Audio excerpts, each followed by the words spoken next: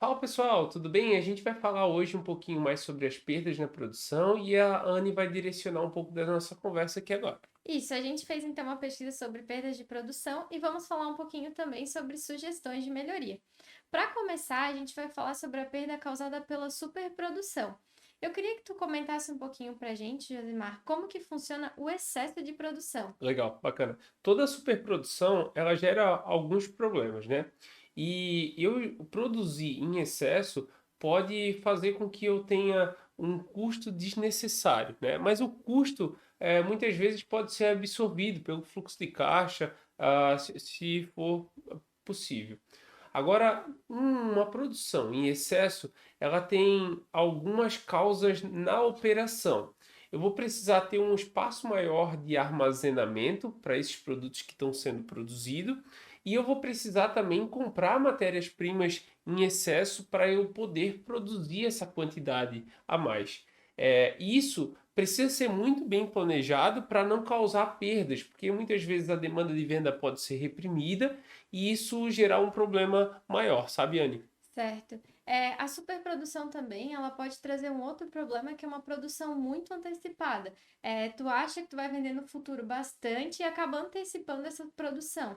Por que que isso pode acarretar em perdas? Se eu produzir em muito excesso, ah, essa produção ela vai ficar no meu estoque parada e muitas vezes eu posso precisar alugar um outro galpão para armazenar algum desses produtos. Só que eu tenho o problema ainda de validade, porque quando a gente produz cosmético, alimento, algum dos produtos, eles são perecíveis e eu preciso entender que se eu produzir demais, esse produto pode vencer e eu não conseguir utilizar ele ou vender. E aí eu vou precisar dar um desconto para o meu cliente em cima da hora para poder botar ele no mercado e ser vendido. Isso pode ser um problema, porque pode causar muitas perdas nos teus produtos. Certo. Tu acha então que um planejamento de produção seria uma boa sugestão de melhoria para esse caso? Sim, acho que é importante saber que uma produção, quem produz um produto recorrente, ele tem um padrão, tem uma demanda, e tu precisa encontrar qual é a tua demanda. Então, se tu tem o teu histórico de venda desses produtos, tu vai conseguir identificar quanto em média que tu vende por semana, por mês ou até mesmo por ano. Isso vai poder te dar uma dimensão o que tu precisa produzir. Então, produzir muito a mais ou a menos pode causar problema. Certo. Então a gente viu a nossa primeira causa de perda, que é a superprodução. A superprodução, ela leva também a uma segunda causa de perda, que é o excesso de estoque. Tu já falou um pouquinho sobre isso, né? Já abordou bem o assunto.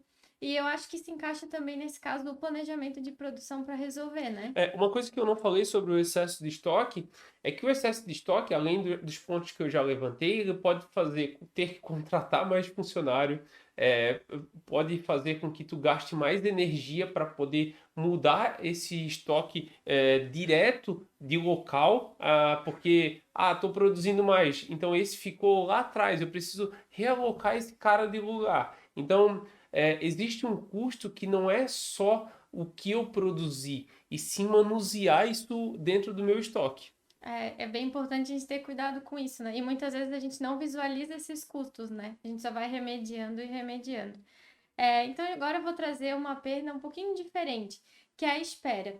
Dentro de um processo produtivo, se ele não for bem desenhado, a gente pode ter muitos gargalos nessa produção, né?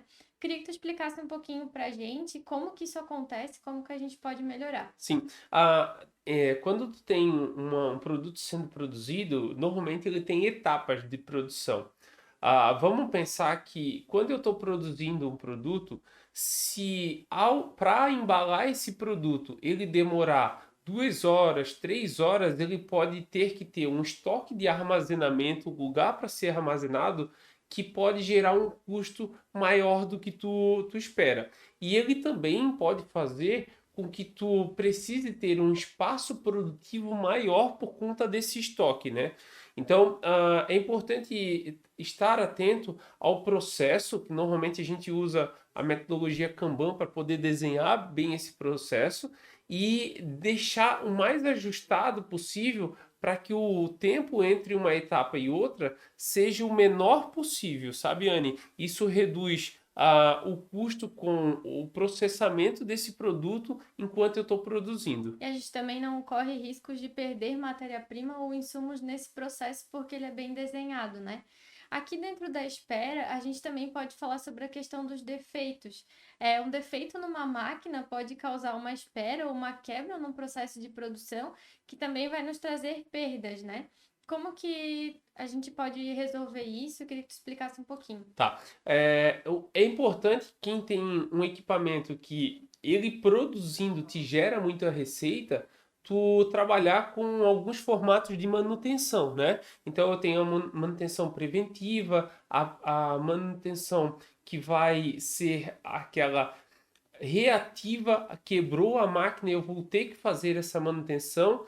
E isso tu precisa organizar para que não cause problemas para o teu processo produtivo. Normalmente nas indústrias de pequeno porte, essas manutenções elas acabam sendo feitas só quando causa algum problema. Agora é importante tu entender que isso tem um preço, porque pode fazer com que tu não entregue um produto para o teu cliente porque o teu nível de estoque já era muito baixo, por exemplo. E a gente também pode ter mais custos no conserto dessa máquina, né? Sim. Porque um defeito pode causar outro Até defeito. mesmo quando eu vou comprar uma peça, ela pode demorar para chegar, ou eu preciso pagar um frete mais caro para poder chegar rápido, ou talvez eu vou comprar essa peça de uma pessoa que vai me vender a um preço maior porque ela tem a pronta entrega. Então o mecânico vai parar um serviço que ele está fazendo para vir ali corrigir essa máquina, vai sair mais caro. Então acho que esse realmente a manutenção preventiva é o mais adequado nesse caso. Certo. Então agora a gente vai conversar sobre a última perda. Não quer dizer que essas são as únicas, mas são as que a gente vai abordar aqui nesse vídeo. Então eu queria que tu falasse um pouquinho sobre a questão do transporte. Como que é importante a gente ter esse controle e esse planejamento para não ocorrer perdas de produto no transporte? Legal. Primeiro, assim, as perdas estão espalhadas por todo o processo, né? No transporte, elas também acontecem. Então, se tu vai trabalhar com entregas e o teu caminhão é próprio, na hora de carregar esse caminhão, tu precisa alocar essas entregas de forma para te não ficar manuseando muito teus produtos lá dentro.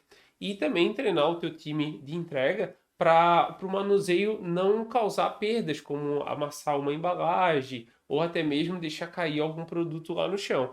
Então, o que é adequado? É adequado que na hora que tu vai entregar os teus pedidos, que eles sejam carregados no caminhão de forma que tu consiga reduzir o risco de perder os teus produtos. E isso nada mais é do que tu ter uma boa informação organizada, saber os pedidos, quais rotas, qual a direção normalmente que acontece essas entregas. Isso tudo pode facilitar e reduzir perdas no teu processo. Uma questão de logística daí, né? Exato. Organizar a logística da empresa.